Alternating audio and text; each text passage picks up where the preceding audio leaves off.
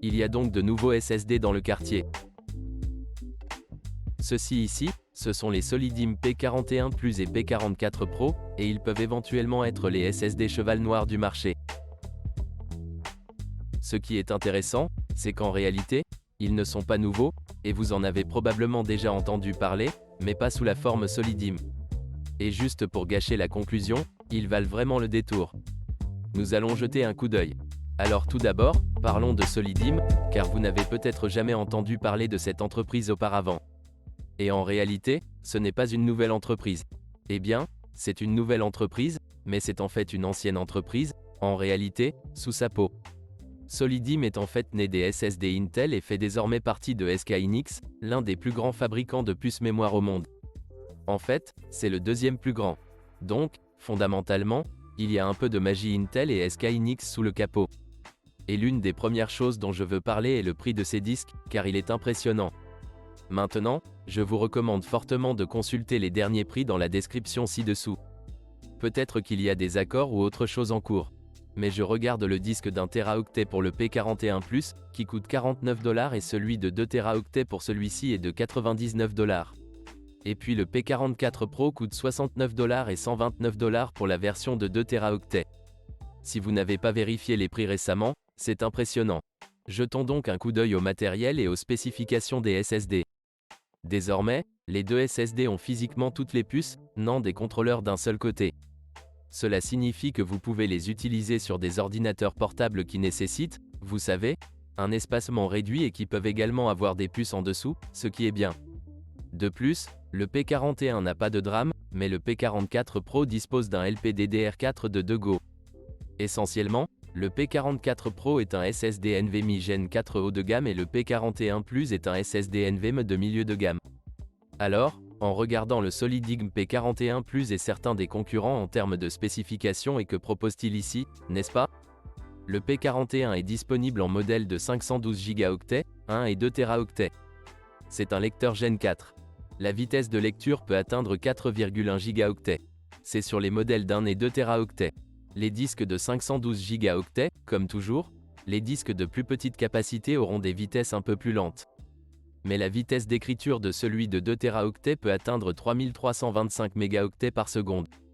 Il a une spécification écrite de 400 Teraoctets pour un lecteur Teraoctet, une garantie de 5 ans, ce qui est assez standard. Jetons ensuite un coup d'œil à quelques-uns des concurrents, à savoir le Kingston NV2, le Samsung 980 et le Western Digital SN570.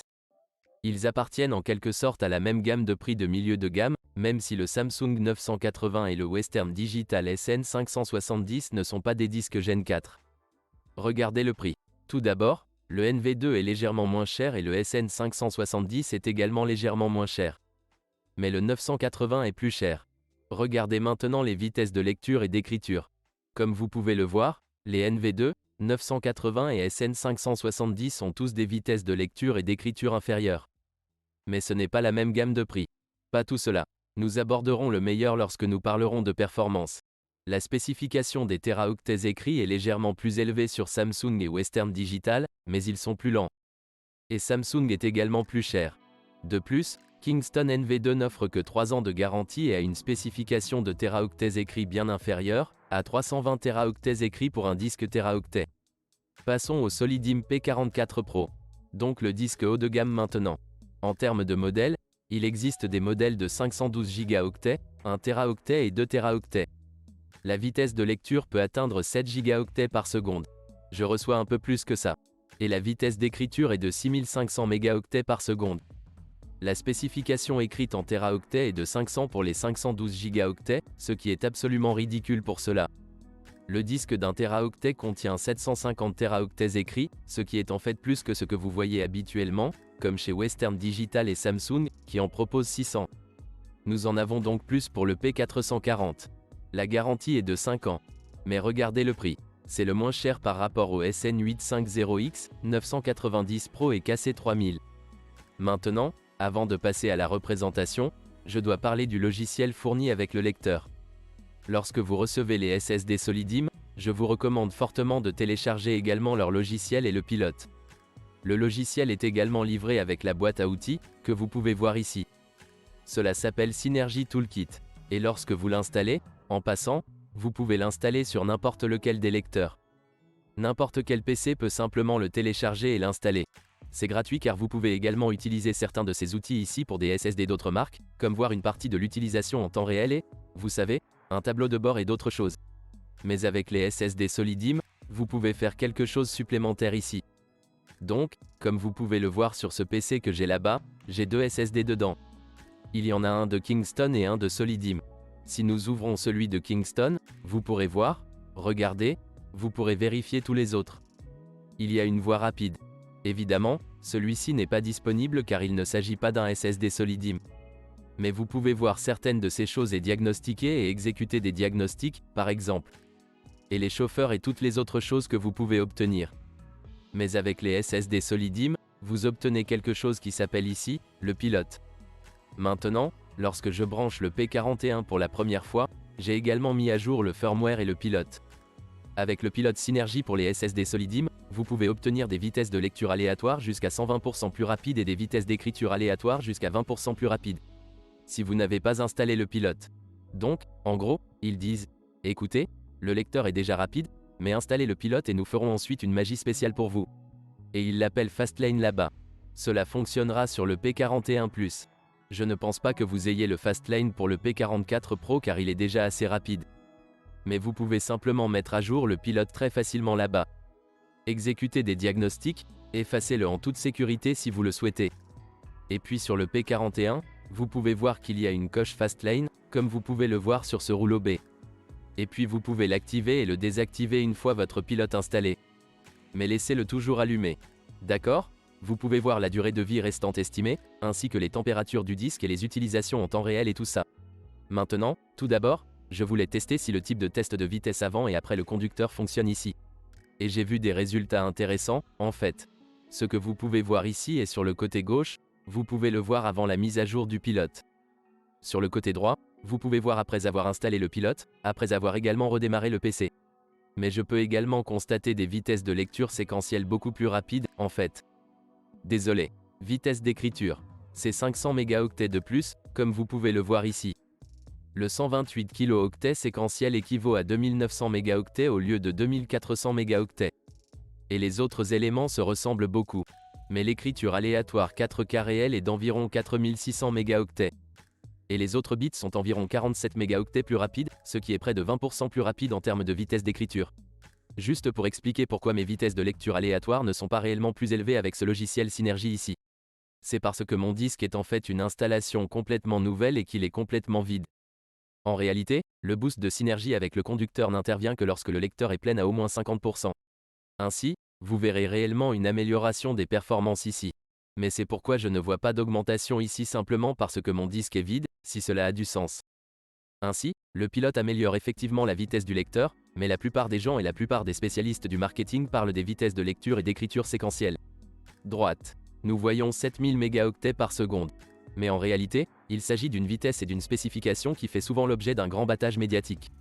Droite. Il est très rare que vous utilisiez réellement ce type de spécification du SSD. Souvent, lorsque vous copiez des disques, c'est autre chose qui constitue le goulot d'étranglement, et non les vitesses de lecture et d'écriture séquentielles. Droite. Mais les vitesses de lecture et d'écriture aléatoires sont les vitesses les plus importantes, surtout si vous êtes un créateur. Disons que vous éditez des photos ou des vidéos ou quoi que vous fassiez. Droite. En tant que créatif travaillant avec vos fichiers, vous avez toutes sortes de fichiers stockés sur votre SSD. Et considérez cela comme un très grand entrepôt où tout est stocké. Droite. Et puis disons que vous avez un entrepôt plein de trucs et que quelqu'un vous demande « Où est la bouteille d'eau ?» Et puis, tout d'un coup, quelqu'un doit aller le chercher ou le récupérer quelque part. Il y a des endroits aléatoires partout. Donne-moi 5 bouteilles d'eau différentes. Ensuite, vous savez, ces travailleurs iront essayer de le trouver. Et les plus rapides sont les SSD les plus rapides. Droite. Mais le hasard est celui qui est réellement important car c'est ce qui rend votre programme vif. Le système d'exploitation se charge plus rapidement, ce qui le rend plus rapide car vous devez obtenir quelque chose à partir d'endroits aléatoires en même temps, plutôt que de simplement le charger. Vous déchargez simplement un gros tas de tout ce qui est coincé sur une étagère de l'entrepôt. Cela a-t-il du sens ? Ainsi, les vitesses de lecture et d'écriture aléatoires sont celles où nous écrivons beaucoup de choses de manière aléatoire dans tout l'entrepôt ou que nous lisons ensuite. D'accord. Où sont-ils dans l'entrepôt ? Juste un moyen simple de comprendre les vitesses de lecture et d'écriture aléatoires. Alors maintenant, lorsque nous examinons les vitesses de lecture et d'écriture aléatoires, vous pouvez voir que nous sommes là à 317 mégaoctets par seconde pour le lecteur P41. Et vous pensez, ok, seulement 300 mégaoctets par seconde. Droite. Ce dont nous parlons ici. Je ne sais pas si vous vous en souvenez et j'espère que Soledad ne retirera pas cette partie de la vidéo, mais j'ai examiné le Samsung 990 Pro. N'oubliez pas que c'est beaucoup plus cher.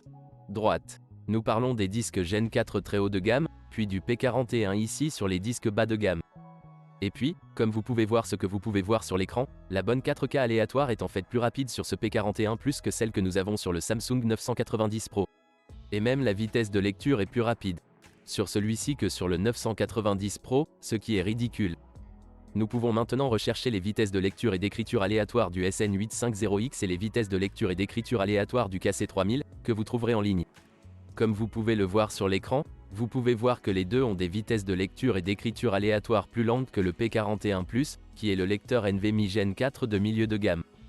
Désormais, le P44 Pro va encore plus haut, à 340 mégaoctets par seconde et 73 en 4K aléatoire, ce qui est encore plus rapide. Mais ce sont des références super impressionnantes. Maintenant, j'utilise également ces disques via les tests de performance SSD PC Mark X et je collecte certaines données. Donc, si vous souhaitez voir certains des benchmarks les plus complets plus tard dans une future vidéo, cliquez sur Abonnez-vous. Ils sortent et apparaissent également dans des vidéos ultérieures. Ensuite, nous pouvons voir que le P41+ fait 4141 mégaoctets par seconde, ce qui est en fait un peu plus élevé que celui annoncé. Et la vitesse d'écriture est de 2951 mégaoctets par seconde, ce qui est légèrement plus lent qu'un modèle à 2 téraoctets, mais toujours des vitesses très rapides. C'est impressionnant, surtout quand on pense au prix. Mais maintenant, le P44 Pro, qui est une petite mise à niveau du P41+, nous y avons un cache drame. C'est un disque plus élevé, non? Nous pouvons voir que les vitesses de lecture peuvent atteindre 7,1 gigaoctets par seconde. Nous sommes donc au niveau de tous les concurrents. Et la vitesse d'écriture est de 6600 mégaoctets par seconde. Ce sont des chiffres fous. Je sais que nous nous y habituons tellement, mais nous sommes tellement habitués aux références que nous ne pouvons pas réellement utiliser dans notre flux de travail quotidien. Juste pour le souligner une fois de plus, car ces chiffres sont fous. Les performances en termes de vitesse de lecture et d'écriture séquentielle sont donc bonnes, mais ce sont les vitesses de lecture et d'écriture aléatoires qui comptent ici. Maintenant, une fois que vous avez vu les performances de ces disques et leur prix, vous pouvez voir que ce sont des disques très intéressants, surtout quand on regarde ces disques du point de vue d'un créateur, n'est-ce pas? Nous voulons une spécification écrite en téraoctets plus élevée et une bonne garantie, 5 ans, un peu plus élevée que ce que nous voyons chez les concurrents. Comme celui de milieu de gamme ici, nous voyons 400 téraoctets écrits, ce qui, par rapport au NV2 de Kingston, est 80 téraoctets de plus. Et sur le P44 Pro, nous voyons 750 téraoctets écrits pour le modèle à 1 téraoctet, soit 150 de plus que ce que nous voyons pour le Western Digital SN850X, qui est également beaucoup plus cher. Et le Samsung 990 ou 980 Pro, tous deux inférieurs aux spécifications écrites en téraoctets. Donc, si vous êtes un créateur et que vous écrivez de nombreux fichiers volumineux, le P44 Pro est le lecteur qu'il vous faut. Mais ces deux lecteurs sont en réalité les lecteurs à obtenir. J'obtiendrai ceci pour le lecteur d'exploitation, puis celui-ci pour, vous savez, les lecteurs de votre projet, peut-être, ou quelque chose qui a une charge de travail plus intensive pour là. Si vous travaillez avec de grandes photos ou un montage vidéo volumineux ou si vous lisez des fichiers volumineux, par exemple lors du montage vidéo, vous pourriez en fait, en fonction du débit binaire de vos fichiers vidéo, avoir besoin d'en lire un grand nombre. Si vous réécrivez beaucoup de fichiers, en particulier lorsque vous travaillez avec plusieurs caméras, etc. Alors les disques temporels solides sont absolument incroyables. La différence de prix entre eux n'est pas si grande, mais les performances de celui-ci sont bien plus grandes. Je ne sais pas lequel recommander. Je pense en quelque sorte, ok, c'est génial pour le prix. C'est encore plus génial pour un peu plus. Vous décidez donc lequel vous souhaitez obtenir. Il y a des liens dans la description ci-dessous. Alors, quand recherchez-vous un lecteur de système d'exploitation, un lecteur de projet, un lecteur de cache? Ces disques valent vraiment le détour, surtout dans cette gamme de prix. Ce que nous voyons actuellement, le seul inconvénient, ce que je peux penser de ces disques ou ce que je peux trouver, c'est qu'ils n'ont pas un modèle de 4 téraoctets parce que certains créateurs veulent peut-être même plus de 2 téraoctets. C'est la capacité maximale dont nous disposons là-bas. Et c'est tout. Mais si vous vous demandez comment créer la meilleure banque pour un livre, Créer un PC et peut-être utiliser ces lecteurs sur votre PC pour ces versions. Consultez les guides de construction dans la description ci-dessous. Ils sont totalement gratuits. Je les ai créés. Ce sont les derniers à avoir la dernière meilleure banque pour les créateurs de livres. Quelle que soit votre fourchette de prix, il y a une vidéo pour vous. Cliquez sur celui qui est proche de votre budget, puis suivez simplement la vidéo. Je vais tout mettre à niveau et rétrograder. Je vais tout expliquer là-bas. Et aussi, je veux parler un peu ici de ce sponsor, ce qui est intéressant. Au départ, Solidim souhaitait s'intégrer dans une autre vidéo. Et puis, quand j'ai commencé à m'intéresser un peu à l'entreprise, à regarder les spécifications du lecteur et à regarder ce qu'il propose réellement, j'ai pensé, mon Dieu, c'est trop beau pour ne l'avoir que sur un segment. Alors j'ai demandé, puis-je simplement avoir une vidéo dédiée à la place? Nous facturons le même montant, mais je souhaite faire une vidéo dédiée car ils ont l'air vraiment impressionnants, surtout maintenant en sachant qu'il s'agit en fait de SK Hynix et Intel en dessous, mais rebaptisés dans un nouveau style. Je pense donc que c'est un très bon démarrage de la part de Solidim, ce qui est intéressant. Quoi qu'il en soit, merci à Solidim d'avoir sponsorisé cette vidéo et à bientôt dans la prochaine. Bye bye.